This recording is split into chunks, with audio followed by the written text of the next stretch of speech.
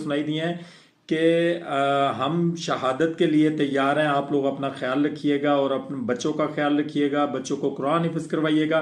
मतलब इस तरह के कारकुनान की तरफ से मैसेजेस जो है वो अपनी फैमिली को दिए जा रहे हैं। और दूसरी जानब पुलिस के जो वॉइस नोट इस वक्त सोशल मीडिया के ऊपर गर्दिश कर रहे हैं, उसमें पुलिस अपने आप को इस चीज़ के ऊपर कोस रही है कि हम लोगों ने ये क्या कर दिया, या हमारे जो मतलब बड़े हैं जैसे आईजी डीआईजी, हमने उनके कहने के ऊपर या गवर्नमेंट के कहने के ऊपर निहत्थे लोगों के ऊपर कैसे स्टेट फाइट कर दिए।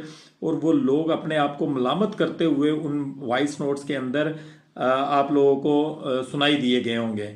और मतलब इस तरह की सिचुएशन इस वक्त पाकिस्तान के अंदर जो बनी हुई है, ख़ास तौर पर पाकिस्तान के शहर मुरीद के अंदर इस वक्त जो सोग का आलम है। सोग का आलम तो देखें पूरे पाकिस्तान के अंदर भी है और पूरी दुनिया के अंदर भी है, क्योंकि एक इंसान का कत्ल पूरी इंसानियत का कत्ल होता है। आपको याद होगा कि जिस वक्त